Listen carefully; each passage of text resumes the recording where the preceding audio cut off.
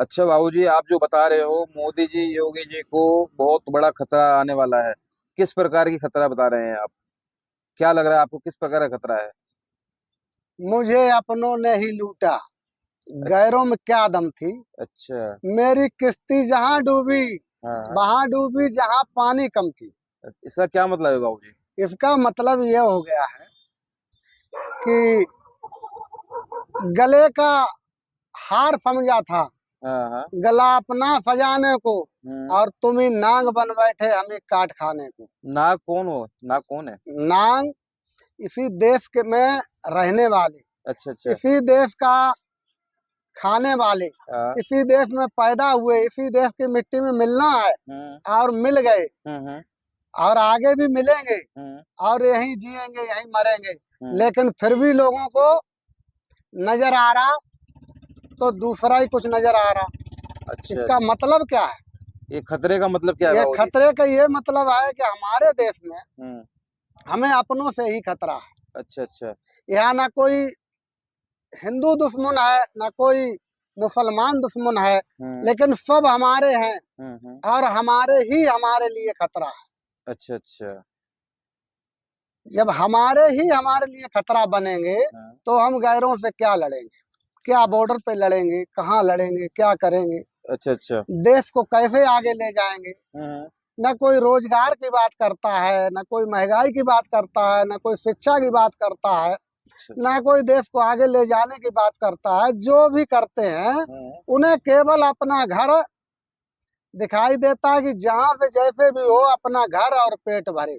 अच्छा। हमारे नेता देश के ऐसे हो गए हैं हम्म जिन्हों अपना परिवारवाद में कोई हिलक गया है, हम्म कोई परिवारवाद में अटका है, हम्म कोई पैसे में गिर गया है कि पैसा ही पैसा, जो कुछ है संसार में पैसा है। ना हम्म। कोई धर्म को देख रहा है, ना ये देख रहे कि देश में अधर्म हो रहा है, हाँ हाँ। ना शिष्टाचार को देख रहे हैं। हम्म।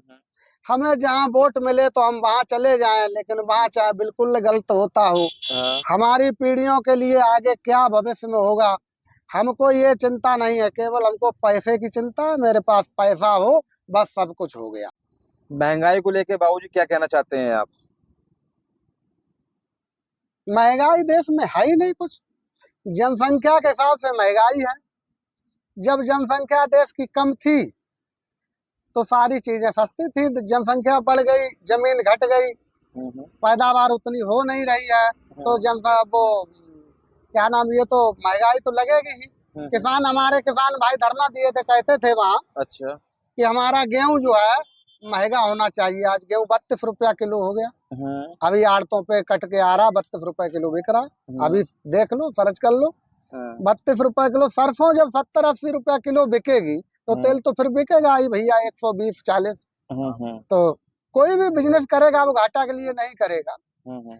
अब महंगाई पे बताओ, किस किस पे बताएं? हमें बताओ, हमें तो कुछ महंगा लग ही नहीं रहा, हमें तो जनसंख्या के हिसाब से लग रहा। जब पब्लिक का जनसंख्या कहना है कि पेट्रोल महंगा हो गया है, क्या कहना चाहेंगे इस चीज कहाँ के लिए? महंगा हो गया?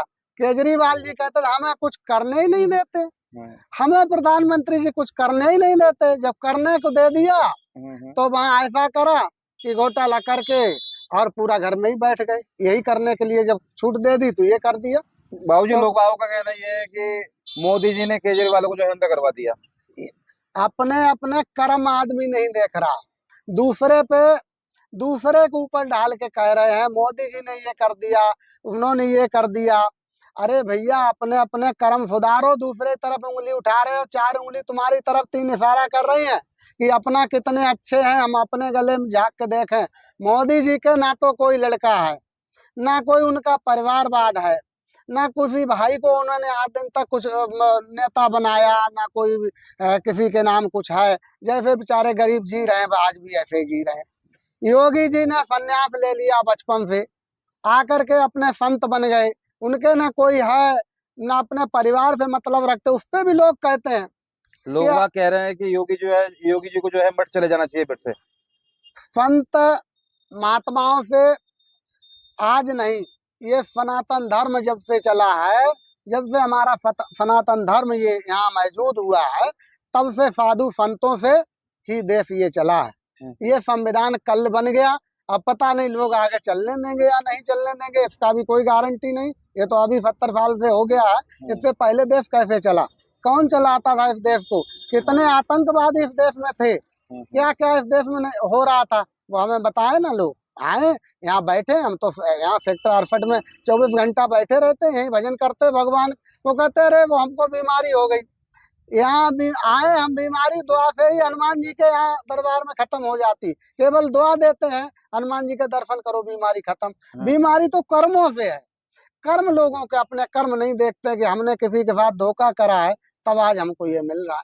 किसी के गला दबा के मारोगे तो तुम भी मारे जाओगे, किसी को गाली दोगे तुम्हें भी कहीं न कहीं गाली मिलेगी, किसी के लिए कांटे बोओगे आपको भी कांटे मिलेंगे। तो अपने कर्म देखिए। शिक्षा के लिए क्या कहना चाहेंगे बाबू जी आप? शिक्षा देखो, हमारी लगभग 55 साल एज है, 55। तो हम ये कह रहे हैं कि हमने भी पढ़ाई की है और देखा है कि स्कूलों में पहले ना तो टाट फट्टे बच्चों के लिए नहीं थे। आज प्राइमरी पाठशालाओं में जाइए, बिल्डिंग से लगा करके अध्यापक, सभी कुछ सही हो रहा है। और पहले भी ऐसे ही चलता रहा ढीला, लेकिन आज कुछ सही हुआ है, बढ़िया चल रहा है। अब रही बात उसमें, किसी बड़े व्यक्ति के तो बच्चे पढ़ते ही नहीं है, जिनके पास पैसा है वो अपने प्राइवेट पढ़ा रहे हैं, गरीब के बच्चे उसमें जाते हैं, बेचारे पढ़ते हैं, भोजन मिलता है वो खाते हैं, अपने घर चले आते हैं। तो ऐसे गरीब बच्चों को आप ये समझे कि IAS अधिकारी बन जाएंगे, कभी नहीं बन पाएंगे। इनको जो शिक्षा अच्छी नहीं है, इनकी सत्संग, इनकी संगत अच्छी नहीं है, तो ये कहाँ से बेचारे बन पाएंगे। तो इनके लिए लोगों को ये प्रयास करना चाहिए कि गरीब आगे कैसे बढ़ेगा। लेकिन कुछ लोग सोच रहे हैं हमारे जूते कौन साफ करेगा अगर गरीब आगे बढ़ जाएगा। इन गरीबों को 2 करोड़ मिल जाएंगे तो ये आगे बढ़ जाएंगे, तो हमारी गाड़ी कौन साफ करेगा। रोजगार के लिए क्या कहना चाहते हैं बाबू जी? रोजगार देश में कोई कमी नहीं, क्यों नौकरी के लिए भाग रहे, अपनी बिजनेस क्यों नहीं डालते हो। पब्लिक कह रही है काम नहीं है, पब्लिक के लिए सब कुछ काम, अपनी बिजनेस क्यों नहीं डालते हो, क्यों भागे फिर रहे इधर उधर, अपनी बिजनेस करिए। हम देखो यहाँ अपने साधु संतों का भी काम, पुजारी है, अपने पूजा पाठ भी करते हैं, अपने यहाँ छोटी मोटी दुकान भी अपनी चलाते हैं। हमें किसी से भीख मांगने की जरूरत नहीं है, ना मैं किसी से भीख मांगता हूँ कि हमें यहाँ कोई भीख आकर के दे दे उससे हम अपना पेट पाले।